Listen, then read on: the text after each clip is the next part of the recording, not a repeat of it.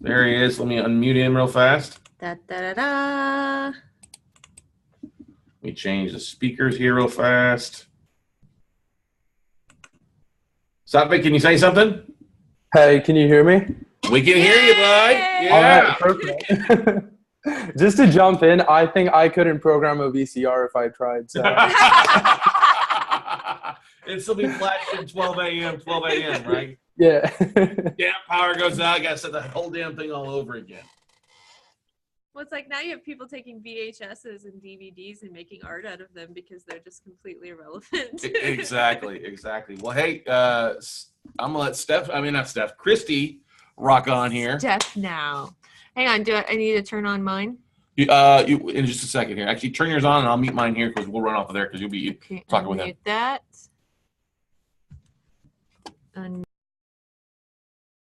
So many things to unmute.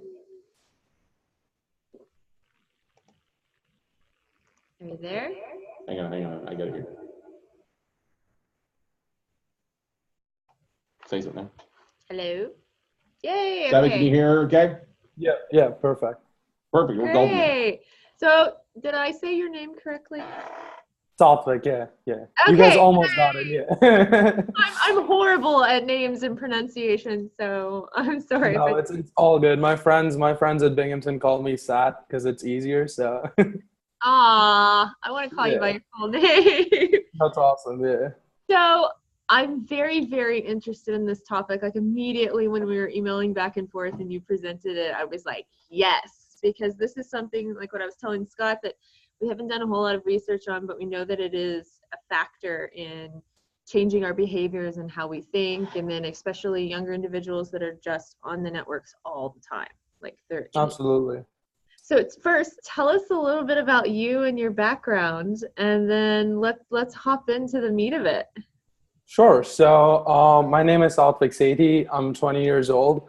I'm an international student from New Delhi, India, studying at Binghamton University in New York, majoring in leadership and consulting. And I've been doing work with mental health for the last 3 years. Recently, I was invited to be part of Mental Health America's Youth Mental Health Innovation Council, which was one of 15 members globally, as well as featured by Mashable as one of 8 inspiring youth mental activists in the world. So that's a little about me. And I have some really exciting stuff prepared for you guys to talk about the impact that social media can have, and excited to jump into it. Yeah, well, I'm excited that you're fellow Mashable friends. So Yeah. seems very fitting for you. Absolutely. So I won't, without further ado, I won't keep you anymore. Jump right on into it. I'm excited to hear. Okay, awesome. So I'm sure you're going to be hearing a lot about how social media is the thing. We're all constantly using it for everything in our lives, pretty much. We're using it to share, we're using it to communicate, discover, and a million other things. So it's really no surprise that social media is what's going to be shaping the discussion on mental health in the future. And while it has many positives associated with it, there's also some negative connotations associated with social media that I'm going to talk a little more about today. So getting right into it, mental health is a globally widespread problem. 1 in 5 adults and 2 in 5 youth in the United States face severe mental health problems at least at one point in their life. And yet there aren't nearly as many accessible resources available for them. So here is where I step in. So now I'm going to give you a little background about what we're doing at Runaway. So with all these problems in mind, looking at cases that I'd encountered, talking to my friends, I realized that it was time to do something. So I created Runaway, which is a social entrepreneurial venture to promote mental health awareness and help those in need of emotional support. So far, with our vision of making the world happier, we have 3 modules. So the first is our website, and there's a lot of positive content. There's a lot of happy art, poetry, music, quotes, because essentially we want to give people a place that they can run away to whenever they're in need for some positivity. Our second module is our public events. We know that there is a deeply rooted stigma and lack of awareness that surrounds mental health. So we want to host more and more events that teach people about the various aspects of mental health and just make people understand every aspect that there is. And then third, and probably something that most people are very excited about, is the app that we're currently working on. So our mobile app will allow users to come online and talk to our volunteers one-on-one anonymously, and it's going to be completely free for people to use. So our goal with the app is to just get people in the habit of opening up, reaching out. If they have a problem, share it. And we're not really giving them professional medical advice. We're just providing them with a platform to find a friend and just talk to someone, which I believe is super important, especially for our generation, because there's often that gap of emotional connect where people don't know if they can actually trust anyone. So that whole anonymity one-on-one thing, we believe, could be really beneficial. So I honestly don't want to take too much time talking about Runaway, because I'm going to talk about social media. So while Runaway today is a company of 15 student volunteers, some advisors and mentors, our beginnings were super humble, and actually Runaway started quite accidentally. It was when a 16-year-old boy discovered his powers and learned how to harness them. No, the 16-year-old boy wasn't Peter Parker. It was me, studying for a final exam that I had in February of 2014. And while studying, being the distracted kid that I am, I decided to go on Instagram to procrastinate. And I was looking for art and poetry and quotes from pages like Artidote and Berlin Art Parasites, super famous on Instagram at the point. And instead, I came across an image of someone self-harming. And as a 16-year-old, I was really taken aback. I was really intimidated. But at the same time, there was something inside me that wanted to just reach out, wanted to just say, hey, if you need someone to talk to, I'm there for you. But I wasn't sure if I wanted to do it because, one, I wasn't professionally trained to talk to people. And two was that I still had 2 chapters to study for my final exam. But it got the better of me, and I just left a comment on the post saying, hey, if you need someone to talk to, I'm there for you. And I ended up talking to them. And in that one night itself, I spoke to about 6 people, just going on Instagram, finding them and reaching out. And in that one night, I heard their problems. I heard about their hobbies, their passions. They really liked the fact that I was giving them a space where they could just openly talk about anything. They didn't have personal profiles, but anonymous profiles. So it was very convenient for them to open up to me. And I was just listening and, trying my best to make them happy. That's when I realized the unlimited power of social media that I possess right in my small smartphone. So I started spending more and more time on Instagram, Twitter, and Facebook, looking for people who were emotionally devoid. And in a span of a few weeks, I spoke to about 50 people about their mental health problems like bulimia, anorexia, their social exclusion, family problems, whatever it may be that was bothering them. They would just open up and I just listen.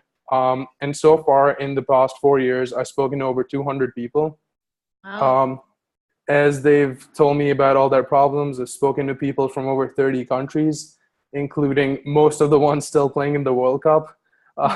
So it's been a really tremendous experience for me because I've got to learn a lot about different cultures, people's lives. Some of them have gone on to become immensely successful in their professional lives.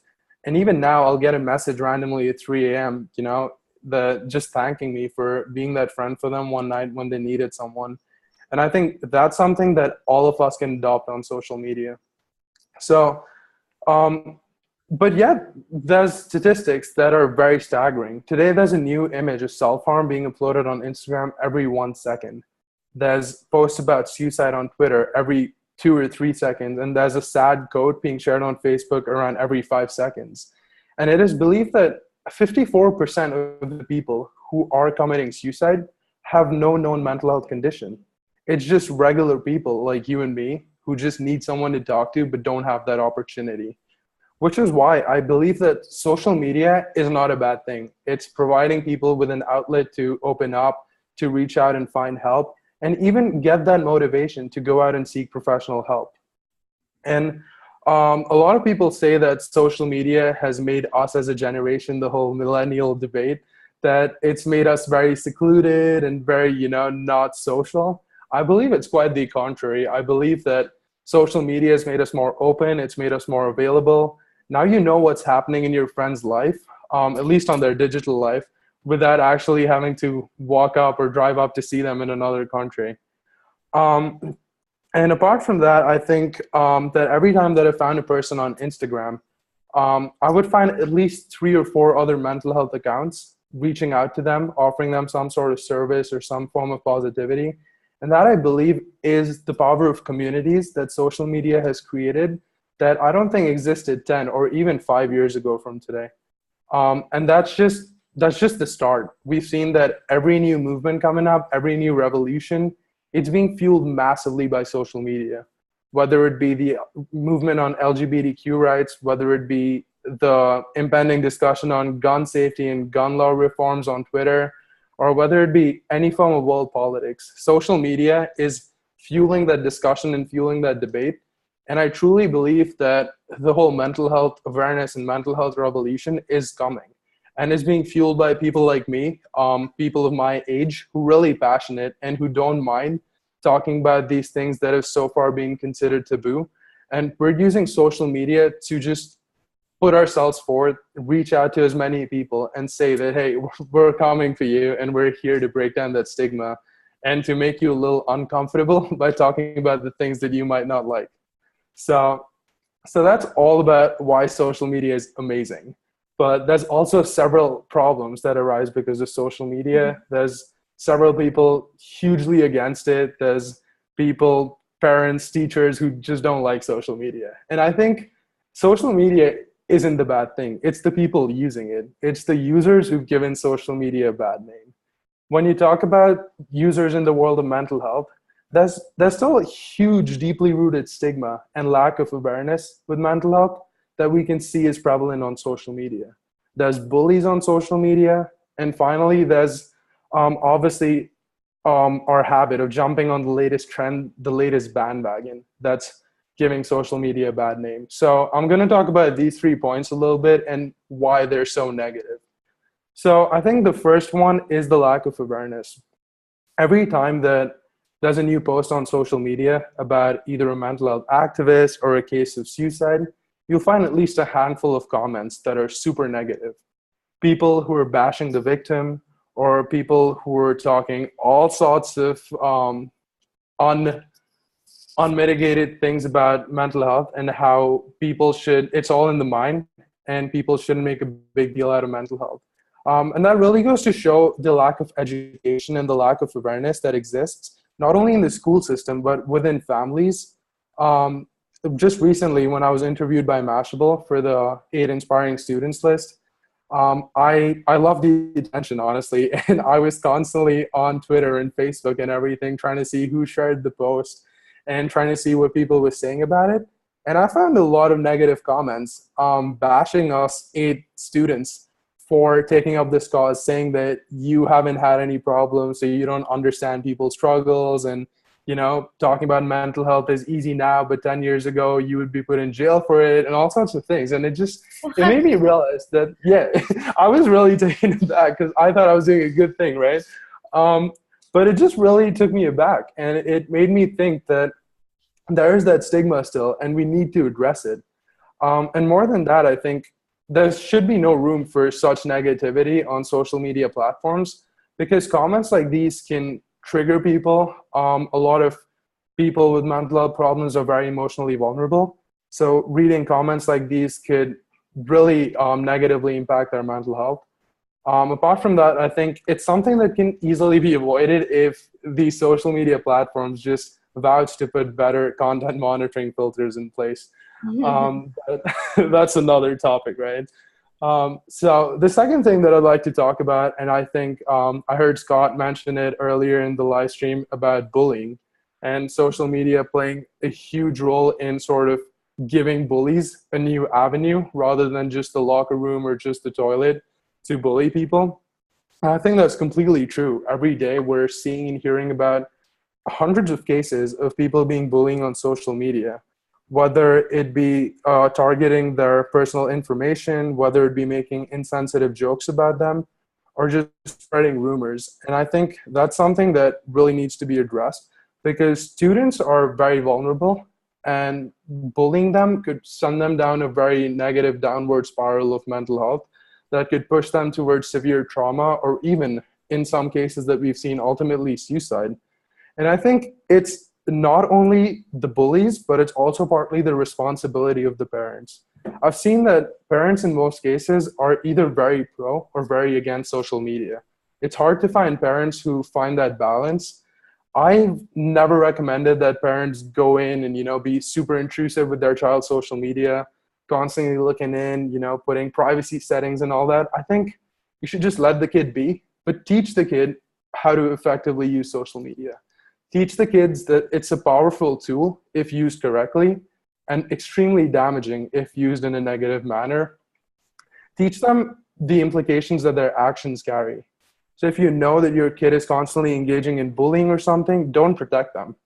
Scold them, tell them, teach them to make it right. Teach them to say sorry, teach them to take no for an answer. And I think all those things are super important to be taught as young kids. So when you grow up, you're a better person. Because in most cases that I found on Instagram, when I was talking to people, 200 conversations, I must have found at least over 120 people. And one of their complaints was that their parents weren't open with them. They weren't giving them a space to talk. They felt constantly excluded at the dinner table. They couldn't talk about their things. They had their head down, just eat and go to your room. Don't talk about things because their parents didn't want to hear it. And they say charity begins at home. And so it's time that parents try to create a very safe space at home.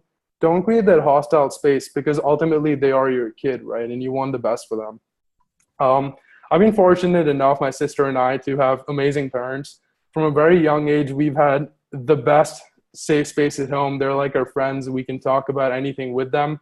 I'm also saying this because they're sitting 10 feet away in the other room watching the live stream. But they've given us a really good space. So I think that's super important. More parents should do that. Apart from that, there's also shows like 13 Reasons Why that have come out that try to depict cases of bullying in high schools and how that could change. But I think more often than not, those shows are trying to get that TRP up, so they're showing things in a more negative way than they need to be. And that's creating sort of a more toxic environment, but more on that on another live stream if you ever plan to do one. And so finally bringing it down to something we've all witnessed in recent times with the bandwagon. We've seen and we've read about the high profile suicides of famous celebrities like Chester Bennington, Anthony Bourdain, Kate Spade, Avicii, all these people who've been huge inspirations for me personally. But every time this happens, social media blows up with posts about people who are talking about suicide hotlines and giving out incorrect medical advice and calling each other out for their lack of empathy in cases like these. It's like I can't log into my Facebook without running into one mental health advocate. And it really reveals a sickening irony because a lot of these people haven't checked in on their friend for weeks now. They don't know how their friend is doing, where he or she may be, and the mental health state that they're in. A lot of these people are the same people who are sharing insensitive posts and jokes about people with disabilities or problems. And I think that really needs to change. It's okay to be mental health advocates. It's okay to talk about things that are happening, but know what you're talking about. Before you go on social media, make sure you check in on your friends. Make sure you know how they're doing. Because as I said earlier, social media is fantastic, but it still doesn't, take away from the fact that real life connections are still very important. And so before you're checking in on the world, make sure that you're checking in on your friend who, attends the same classes as you. Because I say this to everyone with all the public events that I've done previously, you can't help the world before you've helped yourself and those closest to you, around you. And so once you've done that, I'm all for mental health advocacy, but, learn, research, know what you're talking about. Don't just put out a suicide hotline because everyone else is doing it and because it's a trending hashtag right now. Really post about things you care for. It doesn't have to be mental health. It could be, just going to the gym or your favorite artist. Talk about things talk about things you love. Don't just hop on the next bandwagon because, everyone's doing it and you might get a few extra likes or retweets. So I think that's all that I have for social media. And social media, it's something that can both make and break mental health, coming back to the actual topic. But what it ultimately does is a power that really resides in the hands of each one of us using it. So as I said, we can all be ambassadors of mental health. We can all be ambassadors of social media, but really know what you're talking about. Do your research. If you want to give medical advice, firstly, I'd say don't do it. I still don't do it. But if you want to do it still, read about it, learn about it, talk to professionals, understand really the things that you're advising and the implications that it can have. And I think the easiest tip that I want anyone watching this to take back is that spread positivity. You know, every time you log on to a social media platform, whether it be 5 minutes, an hour, the whole day, like me, just leave a few comments, leave a few likes, spread that positivity, put a smile on someone's face, because at the end of the day, it's why we're on social media, right? We love the attention, we love the likes and comments. I know I'm constantly looking at how many people like my posts, and it's just nice. Like, it genuinely puts a smile on my face if someone leaves a nice comment. Like, for example, I shared a post about social media day yesterday on my Instagram and said, hey, I'm doing this thing tomorrow, come check it out. And people left nice comments, and I was really happy. Haley Hoffman Smith, who will be on later today, she left a nice comment. So it was good, you know? So I'd say spread positivity, and ultimately together we can all make the world happier. So thank you so much for this opportunity. That's all I have, and I'd be very happy to answer any questions that you guys may have. Well, thank you for sharing. We actually do have one question. So Sarah asks, what do you think about clickbait and journalism and how it influences content? Okay, that's actually a fantastic question, because I was talking to our director of marketing the other day about it. Whether we want to start doing it ourselves or is it unethical to do with our blog? So I think clickbait is a good thing to do if the content that you're carrying is good. If it's content of value and you want more people to read it, I think it might not be a bad idea to use it. I hate the clickbait articles like BuzzFeed where it's like 17 reasons why you should not eat ice cream. But if it's really something good, and if it's really something that, you know, you want people, because there's so much content being pushed out every day, it's really hard to get viewers on your content, especially with all these new algorithms coming up every day, where, you know, some content's on top, some you won't even find no matter how close your best friend is to you. You're just not going to see their post. It's happened to me before, and they get mad about it. Why didn't you like my post? I said I genuinely didn't see it. I know. But I think, yeah, I think if you have that great content that you want people to see, you might have to do it just because everyone else is doing it. And I know that I was working on an article that sort of talks about everything that I spoke about today and more, about how our generation sort of reacting to mental health. And I was thinking of sort of clickbaity titles just to, you know, get people to read it, because I knew for a fact that it would be something impactful and something that people could relate to. So I hope that answers your question, Sarah. I got a crazy idea, but how about you drop that link in the comments so we can all go read it? Yeah, so I actually don't have it up yet, but once I do, I'll be sure to send it over to you guys. Yeah, send it over so that we're actually doing, if you text SM Day to 72,000, right? Yeah. 72,000, that gets you signed up so that we can get all the speakers' information sent out to everybody. Okay, awesome. Yeah, no, I'll definitely send it across the moment I have it ready, yeah. We have another question for you from John. Are there any tools out there that help track and flag bullying or individuals that post something about how they're depressed? So I know for a fact that a lot of social media platforms and even search engines now have machine learning filters and AI learning filters that will filter out flag content that have certain keywords. I know Instagram banned the use of certain hashtags that were associated with people committing suicide or people posting images of self-harming. So I think those are definitely in place. I'm unsure if there are any external tools that you could use, but one amazing thing about social media is that despite all the AI and all the machine learning that exists in the world, at the end it runs on humans and our community. And so if you do see something that you know is harmful, something that you know could cause problems, make sure to reach out like I did, or make sure to flag it. If it's something related to bullying, make sure to report it so Facebook can look into it and, you know, take the necessary action that needs to be taken. So I think, yeah, technology exists, but ultimately we all have to work together. That's a good question, or good answer. Good question, John. So I actually have one in that, you know, because I have all my nieces, my nephews, they're all very young, they're all getting online, they're all using this, and I constantly worry about those things. So I'm not even a parent yet, and I'm already like concerned about her being online just because she's so young. And even though she's been educated on it, there's still a whole lot of things out there. There's a whole lot of people out there. I mean, I get trolled. I get messages where I'm like what you said, like, excuse me? I can tell you how many creeper dudes I have that are messaging me. Flooding your DMs, right? Yeah. Yeah, and I'm just like, okay. And I worry about that, about her. And a comment that you had said earlier about, you know, kind of like not limiting your kids' social media and like setting ridiculous privacy settings. So how would you recommend, though, that a parent still be able to protect their child, but also give them the freedom that they need to communicate?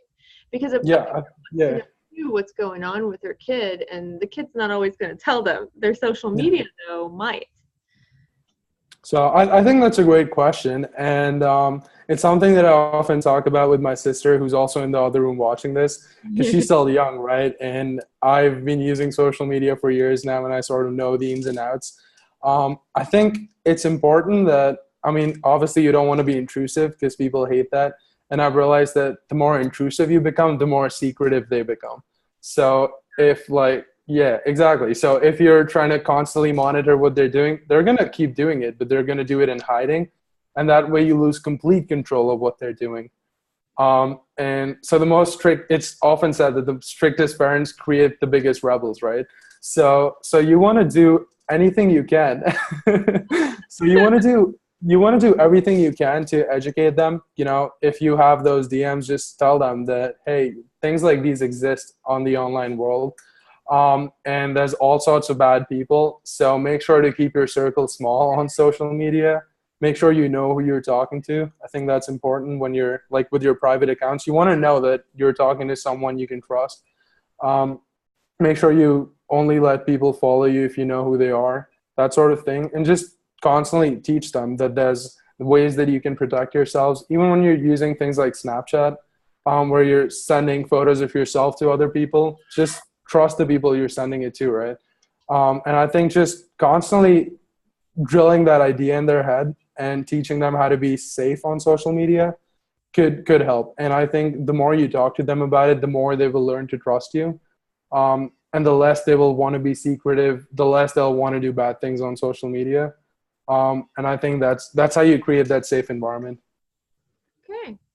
What do you think about, so I was working actually with Texas school boards here at one point in time to talk about an integrated social media education course that not only the students could take, but the parents and the teachers. Because the issue was that, you know, teachers now were accepting friends, their kids as friends, and then accepting the parents as friends, and then the teacher has a life too, right? So yeah. studies I pulled where this young teacher went out for her friend's bachelorette party, posted some photos of her at a bar. A mom she was friends with didn't like it, reported her to the school board, and she was fired. So it's just a case of like how social media is like intertwined in all of this community. It's kind of crazy to think about. Yeah, it is. No, because so our school, when I was in high school, our school had a very strict no friending your teachers policy. But at the same time, that didn't limit the teachers from sometimes looking into what the kids were doing. And we'd often just walk up in class and my teacher's like, hey, it seems like you really enjoyed your weekend. And I'm like, what are you talking about? They're like, we saw some photos. And so I think that sort of intrusiveness is what we can only change once we change our mindset, right? Because I think, like you said, she went for a bachelorette party and the parent didn't like it. I'm sure the parents had some fun too. Of course. But but now the parent, not the person having. No, exactly. So I think it's just a case of our mindsets. Mm-hmm. And if, again, as I said, that if we're taught from a very young age, like you said, your nieces and nephews, they're young right now, and they already know the ins and outs of social media. They're definitely going to be more progressive thinkers. They're going to have this globalized mindset. So 10 years, 15 years, 20 years down the line, they're going to be okay with these things. they're going to be okay with, people going out to party. They're going to be okay with people using social media to make their personal lives public with their friends and showcase that, they're having a good time. And I think that mindset will come from that education, which is why I think the idea of a social media class is awesome, like an integrated curriculum where parents, teachers, and students are constantly educated and updated, both about the nitty-gritties of cybersecurity and cyber safety, but at the same time just adopting that globalized mindset, telling people that all these things exist now, and it's time that you sort of get with the times, right? Because I know a lot of people still have that stigma when they see posts on social media about LGBTQ movements or the recent LGBT Pride Parade. But at the same time, they'd love if someone's posting super traditional stories. So I think that whole gap, that generational gap, can only come from education, providing people with access to more reading material, more resources. And I believe that curriculums like those could definitely do that. So, Scott, do you have any questions? I was going to say, do you have anything? It's been 20 years since I've been in college. All right. So is college prepping anything for college bullying, sexual harassment? Do you guys see anything that when you're going through, I don't know, you're not a freshman obviously anymore, but going through freshman orientation, do you hear anything about that? Do you see anything like that? Yeah, no, absolutely. I think I was actually going to make this a little part of my speech, but I didn't want to go too much into it. And even the work that I did with Mental Health America's Youth Mental Health Innovation Council, it was focused on college campuses and the services in college campuses and where there's room for improvement. What are some things that one college is doing that another could adopt? That sort of thing. So we're actually making that into a report that we'll be sending out to colleges to learn and inculcate within their systems. So I think during freshman orientation, we got a lot of emails, we got a lot of flyers from different resources on campus that students could approach if they have a problem. I'm very fortunate to attend Binghamton University because we have a really good network of support services. We have the LGBTQ Center. We have a mental health counseling center with 24-hour counseling services. We have disability services. We have a center for addiction control. We have a place where you could talk to someone if you're being bullied and report that sort of thing. So I think if more and more colleges do that, and I also know that there's some colleges, some members on the council had none of that within their colleges. So I think there's that gap within the schools in the United States where one state school might be investing some of their state funding into these things, while the other might be investing into their football teams. So I think just sort of bridging that gap and making sure that everyone's on the same page could really do wonders for the entire education system as well as the products of it. Good answer. I like that. Yeah, I didn't have any of that in college. No, because it didn't exist. No. I mean, it didn't exist until after I left college. I don't know. I had an old AT&T prepaid. You're a couple years younger than me, which is fun. But that's no, I'm sure that it's gonna change significantly in the next 5-10 years. And I'm really excited to see it. The changes that are still coming, and the resources and the support centers that are constantly being added to colleges. I think it's gonna make a really good and interesting future, and we're gonna hopefully have some really nice people. You know what's an interesting thing is you look at what some of the other countries are doing with social credit on what you do, where you shop, if you're on time with bills, things like that. Like China has this whole different scaling system or point system that if you fall below a different point, you can't buy a train ticket, you can't leave the country. It tracks a lot. There's a lot of tracking going on. And honestly, I think a lot, and we'll talk a little bit devil's advocate here. You looked at everywhere you go, something pops up. Oh, hey, like I went to go to Walmart tonight to get a thing. Oh, you were near Whataburger. I'm like, damn it all. How that, it tracked my GPS. Okay. Or the fact that Alexa, you see what's going on with technically Big Brother in the house. Yeah. You know what I mean? There's an article where some lady got a $7,000 bill because her kid ordered a bunch of ice cream one night. Yeah, okay? that was a good article. $7,000 of ice cream is a lot of ice cream to order. Okay? Alexa, I want ice cream. Yes. And there you go. $1,000 worth of ice cream, right? No, Yeah. I think I completely agree. Countries like Norway are using the happiness index that actually sort of monitors and scales how happy the country's citizens are, which is why they're so high on the Human Development Index. I think they're currently the first. Have a high GDP, high Human Development Index. And I think being that size, it's easier for them to do than, say, United States, where I think Texas is bigger than Norway, right?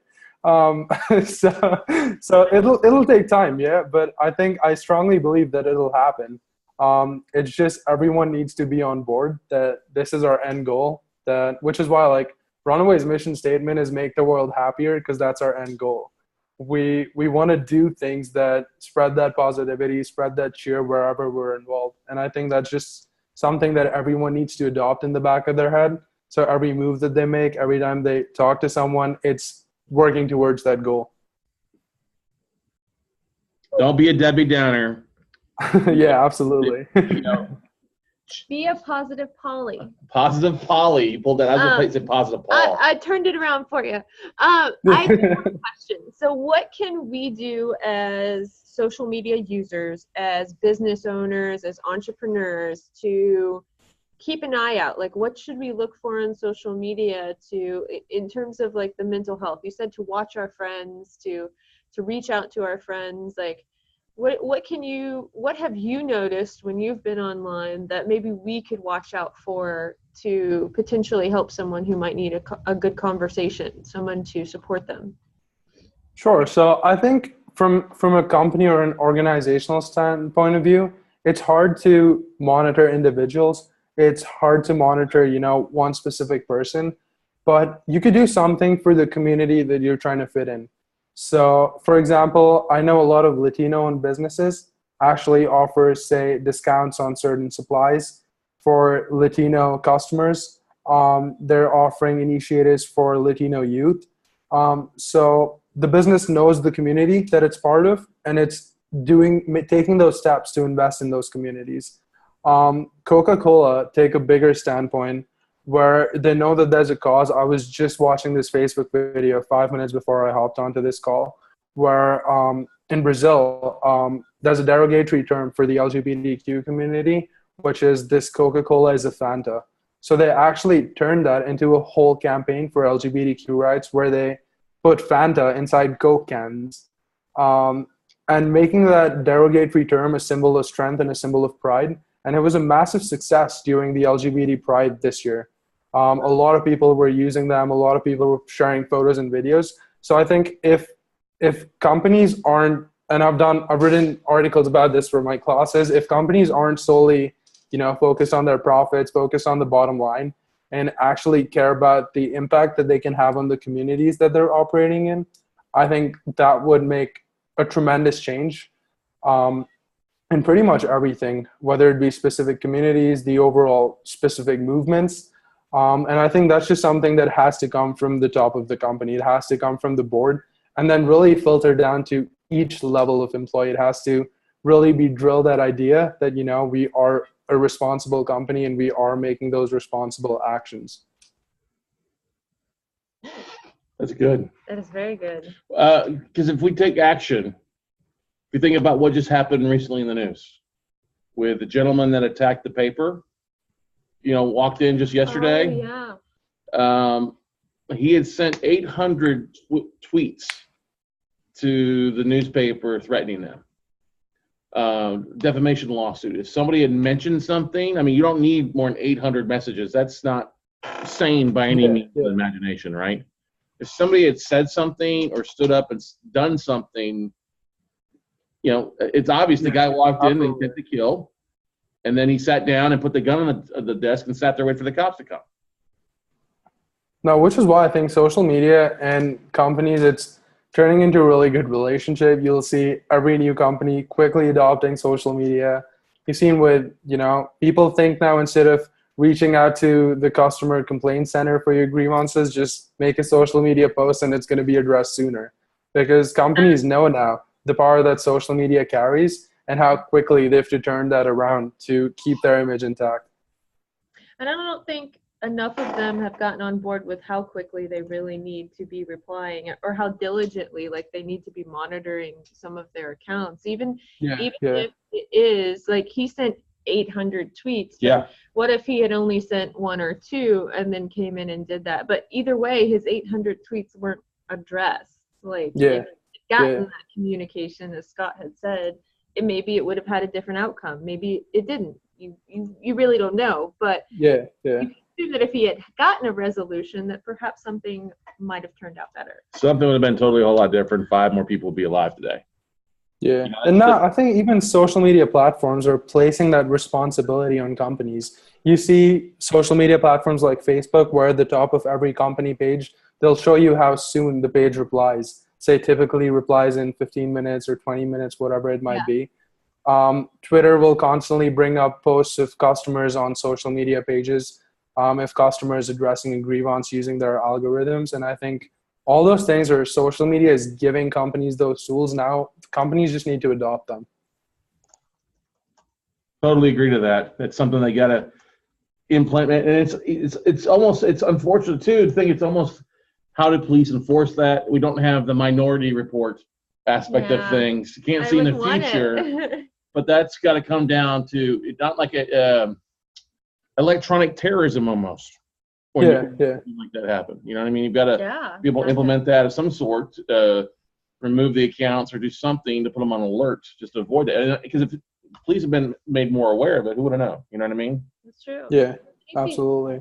Stations now that they have their own surveillance and monitoring of certain things, like for events, they're pulling, cloud streams of social tweets and things that are happening within the vicinity. They're monitoring certain hashtag usage for certain things. Like, you see that some groups are trying to catch on with what technology is allowing them to do, but unfortunately it is slow progressing, because it's about a public sector of things that's funded by the public, and there's lots of opinions on that.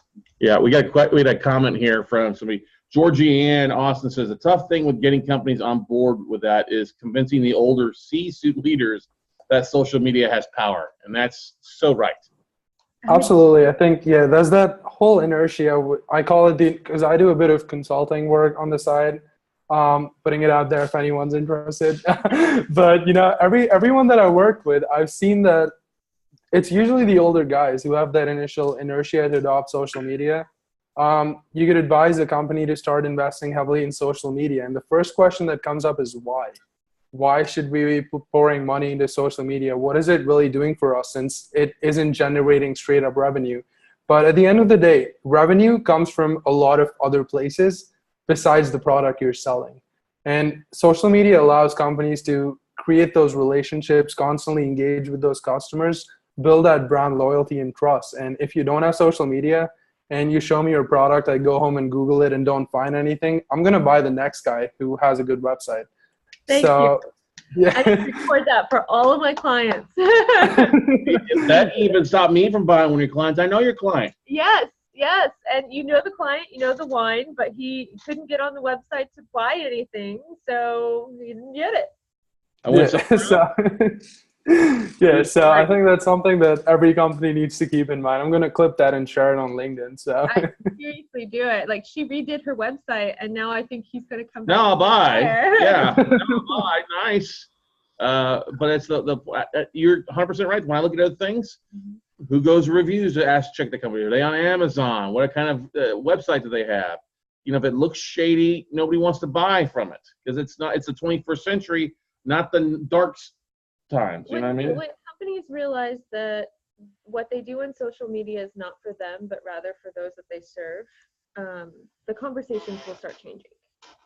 And absolutely. The awareness of what we need to be putting into our communities will start being there. Because right now, some just use social media recreationally. So I'll just post some stuff for my family, every now and then. But I don't let everybody know everything I'm doing every step of the day. But I also don't remember to always check in on everything either. So you kind of made me more aware of just maybe pinging my friends every now and then, saying, "Hey, how you doing?" I think that's super important, and I know I do it. Not only with my friends, but people that I found on Instagram I spoke to, I'll reach out to them every 3 months and just, say, hey, hope you're doing well. Just wanted to check in and leave. But at least I know that I get their reply and they're doing okay. That's great. I think we should all do that. Like, ping your buddies. Ping your top 5. Yeah, like once a month. Say, hey, how you doing? I haven't talked to you. Like, I'm the biggest offender. I'm an introvert by nature, so I'm just like, I'll hermit inside of my RV and just sit. This live stream is a big step for an introvert. So when I became an entrepreneur, it was all a big step. I realized that I can do it, but it's a work. So. No, kudos to you for doing it. I think just getting on that journey takes a lot of strength and takes a lot of effort because there's no fixed 9 to 5, sort of all up in the air. So I think it's kudos to you for doing that. Thank you. Awesome. All right. Well, hey, that's all we've got. We're time with you right now, Satvik. We appreciate it so much. Tell your family in the other room. Hi, family. Hi, fam. Be proud. Your son's got a bright future ahead of him. Thank you so much for joining us here today. Be sure to Thank you so much, guys. Your article. Send me your article so I can. Yeah, I'll send it soon. Yeah. All right, great. Thank you so much. Thanks for the